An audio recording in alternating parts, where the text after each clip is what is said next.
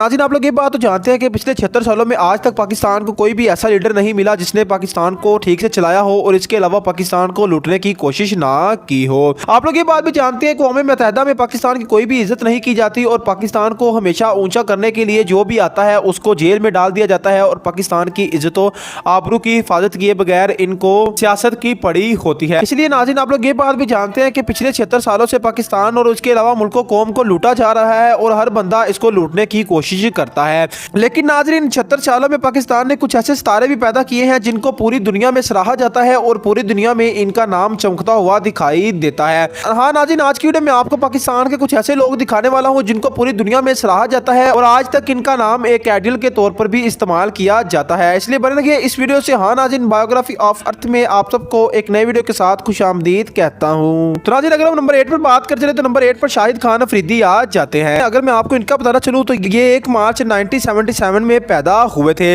नाज़रीन, ये बंदा पाकिस्तान की एक ऐसी शख्सियत मानी जाती है जो कि पूरी दुनिया में जानी जाती है और पूरी दुनिया में अगर कोई भी मुल्क आप लेते हैं तो वहाँ शाहिद खान अफरीदी को हर बंदा जानता होगा। इसके अलावा अगर मैं आपको बताना चलूँ तो यूएसए, इंडिया और इसके अलावा कनाडा, ऑस्ट्रेलिया, पाकिस्तान, बांग्लादेश और इसके अलावा नेपाल में भी शाहिद अफरीदी को बहुत ज़्यादा सराहा जाता है और इनकी बहुत सी फैन फॉलोइंग भी वहाँ पर मौजूद है। अगर मैं आपको बताना चलूँ, शाहिद खान अफरीदी ने आज तक अपनी ज़िंदगी में बहुत से अच्छे काम किए हैं जिनमें शाहिद फाउंडेशन और इसके अलावा इन्होंने बहुत से ऐसे मुस्तहिक गरीबों के लिए ऐसे अदारे बना रखे हैं जो कि इनकी हेल्प करते हैं और इसके अलावा इनके इलाज का जुम्मा भी शाहिद अफरीदी ने ले रखा है। कुछ लोग ये बात भी कहते हैं कि शाहिद अफरीदी बहुत ज्यादा मगरूर है। अगर मैं आपको बताना चलूँ तो इनमें ये खासियत जरूर पाई जाती है, लेकिन ये बंदा बहुत से गरीबों का सहारा भी बन चुका है। इसके अलावा नाज़रीन, अगर मैं आपको बताना चलूँ तो शाहिद अफरीदी क्रिकेट में बहुत ज्यादा मशहूर थे और इन्होंने अपनी जिंदगी में तकरीबन 400 छक्के लगाए हुए हैं। यानी आज तक कोई भी प्लेयर 400 छक्के नहीं लगा सका। इनका ये रिकॉर्ड भी इनको पूरी दुनिया में फेमस करता है। इसके बाद नाज़रीन, अगर हम नंबर 7 पर बात कर चले तो नंबर 7 पर नुसरत फतेह अली खान आ जाते हैं जो कि 13 अक्टूबर 1948 में पैदा हुए थे। नाज़रीन, ये एक ऐसा सितारा माना जाता है जो कि पाकिस्तान का सबसे आला गुलकार था और अगर मैं आपको बताना चलूँ तो पूरी दुनिया में इनकी शख्सियत को बहुत ज्यादा माना भी जाता था। अगर आप इंडिया को देखते हैं या बंगाल को देखते हैं, इसके अलावा अगर आप पाकिस्तान को देखते हैं या यूएसए को देखते हैं तो हर जगह पर नुसरत फतेह अली की कवालियों को सुना जाता था और नुसरत फतेह अली की लाइन्स को बहुत ज्यादा सराहा भी जाता था। इसके अलावा अगर मैं आपको बताना चलूँ तो इनको बचपन से मौसीकी का बहुत ज्यादा शौक था और इनके खानदान में कोई भी बंदा मौसीकी नहीं करता था, लेकिन इस बंदे ने बहुत ज्यादा मेहनत की और आज ये बंदा पूरे पाकिस्तान का नहीं बल्कि पूरी वर्ल्ड में जाना जाता है और इसका नाम अगर आप किसी भी कंट्री में लेते हैं तो यकीनी तौर पर वो बंदा जो कि सेकंड जनरेशन का होगा वो बंदा इसको जरूर जानता होगा। इसलिए नाज़रीन, ये एक ऐसा बंदा माना जाता है जो कि पाकिस्तान की सबसे मशहूर और मरूफ शख्सियत है और लोग इनकी बहुत ज्यादा इज्जत भी करते हैं। इसके बाद नाज़रीन, अगर हम नंबर 6 पर बात कर चले तो नंबर 6 पर एक ऐसी शख्सियत आ जाती है जिसका नाम रीमा खान है। नाज़रीन, अगर मैं आपको उसके बारे में बताना चलूँ तो इन्होंने तकरीबन 1990 की दहाई में अपना पहला कदम बॉलीवुड की फिल्मों में डाला था जिसकी वजह से इनको बहुत ज्यादा मकबूलियत हासिल होना शुरू हो गई थी। अगर मैं आपको बताना चलूँ तो इनको पूरी दुनिया में इसलिए भी सराहा जाता है क्योंकि ये बहुत ही अच्छी खातून है और इन्होंने अपने कैरियर में बहुत सी ऐसी फिल्में की हैं जिनकी वजह से इनको बहुत से एक्ट्रेसेस और एक्टर अपना आइडियल भी मानते हैं। अगर मैं आपको बताना चलूँ तो रीमा खान ने बहुत से स्टेज ड्रामों में भी काम किया है और इसके अलावा रीमा खान की बहुत सी ऐसी मूवीज है जो कि हिंदुस्तान में भी शूट की गई हैं और हिंदुस्तान में इन्होंने बहुत से रिकॉर्ड भी बनाए हैं और हिंदुस्तान से आने के बाद इन्होंने पाकिस्तान में बहुत सी ऐसी मूवीज और इसके अलावा बहुत से ऐसे ड्रामों में काम किया है जिनकी वजह से रीमा खान को पूरी दुनिया में जाना जाता है। अगर मैं आपको बताना चलूँ तो रीमा खान कनाडा, ऑस्ट्रेलिया और इसके अलावा लंदन सिर्फ शो करने के लिए जाती हैं और इनको वहां पर बहुत ज्यादा इज्जत दी जाती है। इसी तरह अगर आप किसी इंटरनेशनल कंट्री में रीमा खान के बारे में इंफॉर्मेशन हासिल करने जाते हैं तो यकीनी तौर पर आपको इनके बारे में बहुत सी ऐसी बातें सुनने को मिलेंगी जो कि आप लोग नहीं जानते हैं। इसके बाद नाज़रीन, अगर नंबर 5 पर बात कर चले तो नंबर 5 पर बेनजीर भुट्टो आ जाती है। अगर मैं आपको बेनजीर भुट्टो के बारे में बताना चलूँ तो ये पाकिस्तान की पहली खतून थी जिसको वजीर आजम का ओहदा दिया गया था और इसके अलावा बेनजीर भुट्टो की पहचान में अगर मैं आपको बताना चलूँ तो ये जुल्फकार अली भुट्टो की बेटी है जो कि पाकिस्तान के लिए बहुत से काम करते हुए शहीद हो चुके थे। अगर मैं आपको बेनजीर भुट्टो के बारे में बताना चलूँ तो 1990 में ये एक ऐसी सियासतदान मानी जाती थी जो कि तमाम मुल्कों से ज्यादा पढ़ी हुई थी और इससे ज्यादा स्टडी किसी मुल्क के वजीर आजम के पास नहीं थी। इसके अलावा नाज़रीन, ऑक्सफोर्ड में पढ़ने की वजह से भी बेनजीर को बहुत ज्यादा अच्छा समझा जाता था और बेनजीर की शहादत के बाद बेनजीर को भी लोग आइडल के तौर पर जानने लगे थे। अगर मैं आपको बताना चलूँ तो पूरे भारत, पाकिस्तान और इसके अलावा बांग्लादेश, यूनाइटेड अरब अमारात और दीगर कंट्रियों में बेनजीर को बहुत ज्यादा इज्जत दी जाती है और बेनजीर का नाम भी आज बहुत से लोगों के आइडियल में शामिल किया जाता है। इसके बाद नाज़रीन, अगर हम नंबर 4 पर बात कर चले तो नंबर 4 पर मैडम नूर जहान आ जाती हैं। आप लोग ये बात तो जानते हैं कि इंडिया में अगर कोई भी सिंगर पैदा हुआ है और इसके अलावा पाकिस्तान में भी कोई सिंगर पैदा हुआ है तो वो यकीनी तौर पर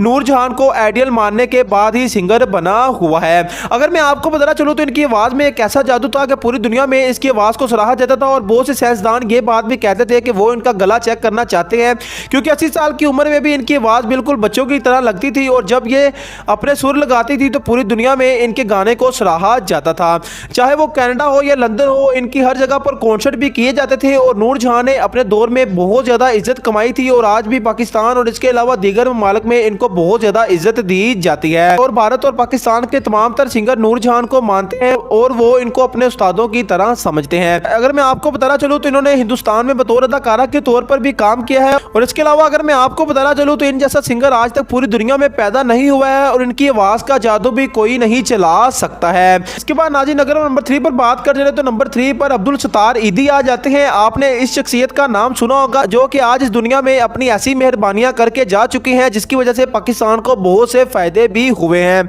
अगर मैं आपको बताना चलूँ तो अब्दुल सत्तार ईदी, जिन्हें मौलाना ईदी के नाम से भी जाना जाता है, इन्होंने ईदी फाउंडेशन की बुनियाद रखी है। अगर आप ईदी फाउंडेशन को नहीं जानते तो मैं आपको बता देता हूँ, ये कराची की सबसे बड़ी फाउंडेशन मानी जाती है और इनमें बहुत सी ऐसी एम्बुलेंस मौजूद है जो कि अपनी सर्विसेज बहुत ही कम पैसों में देती हैं। आप लोग ये बात तो जानते हैं कि अगर आप एक हॉस्पिटल से कहीं जाते हैं तो आपको बहुत ज़्यादा रेंट और किराया देना पड़ता है, लेकिन अगर आप ईदी फाउंडेशन को लेकर जाते हैं तो इनका किराया बहुत ही ज़्यादा मुनासिब समझा जाता है। इन्होंने अपनी ज़िंदगी में बहुत सा पैसा कमाया है, लेकिन इन्होंने अपना तमाम तर पैसा ईदी फाउंडेशन के नाम कर दिया था। और इसके अलावा अगर मैं आपको एक चौंका देने वाली बात भी बताऊँ तो इन्होंने अपने जिस्म के तमाम अज़ा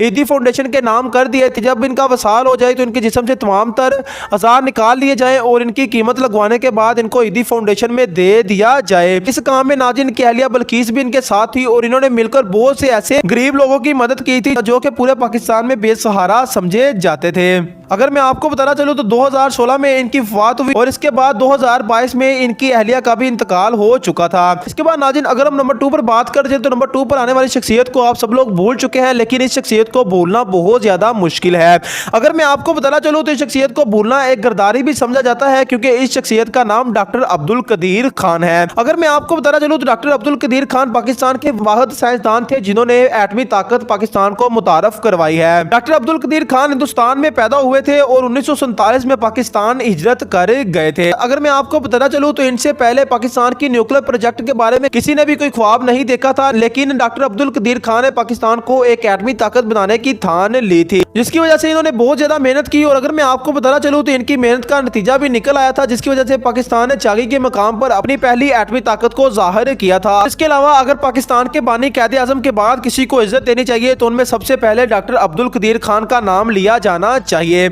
अगर आप मेरी इस बात से मुत्तफिक हैं तो मुझे कमेंट में इस बात की राय जरूर दीजिएगा। इसके बाद नाज़रीन नंबर 1 पर अगर मैं आपको बताना चलूँ तो नंबर 1 पर आने वाली शख्सियत आज जेल में मौजूद है और अगर मैं आपको बताना चलूँ तो पूरी दुनिया में अगर सबसे ज्यादा किसी बंदे को जाना जाता है तो उसका नाम इमरान खान है। अगर मैं आपको बताना चलूँ तो इमरान खान पाकिस्तान के एक ऐसे सियासतदान है जिन्होंने गुलामी को पसंद नहीं किया है और आज पूरा पाकिस्तान इनके पीछे भाग रहा है और पाकिस्तान को एक ऐसा वज़ीर आज़म मिला था जिसकी पाकिस्तानियों ने कदर नहीं की और इसके बाद इनको बहुत से ऐसे निज़ाम भी भुगतना पड़े हैं, जैसा कि आप अब पाकिस्तान के हालात को देख रहे हैं। अब ये बात 8 फरवरी के बाद पता चलने वाली है कि पाकिस्तान को एक ऐसा वज़ीर आज़म मिला था जिसके पीछे पूरी दुनिया के लोग लगे हुए हैं। और इसके अलावा अगर मैं आपको बताना चलूँ तो पाकिस्तान बहुत से ऐसे साइंसदान और इसके अलावा बहुत से ऐसे क्रिकेटर और बहुत से ऐसे अच्छे लोगों के आइडियल हैं जिनको आप पूछते हैं। और अगर मैं आपको बताना चलूँ तो ये वीडियो मेरी गैर सियासी थी, मैंने किसी का साथ नहीं दिया, बल्कि मैंने सिर्फ और सिर्फ अपनी रिसर्च के मुताबिक आपको ये वीडियो बयान की है। नाज़रीन मुझे उम्मीद है कि आपको ये वीडियो बहुत ज्यादा पसंद आई होगी और आप मेरी इस वीडियो से बहुत ज्यादा मुत्तफिक भी होंगे। आपके प्यार भरे लाइक्स और कमेंट्स का बेहद शुक्रिया। मिलेंगे ऐसी एक शानदार वीडियो में, उस टाइम के लिए अल्लाह हाफिज।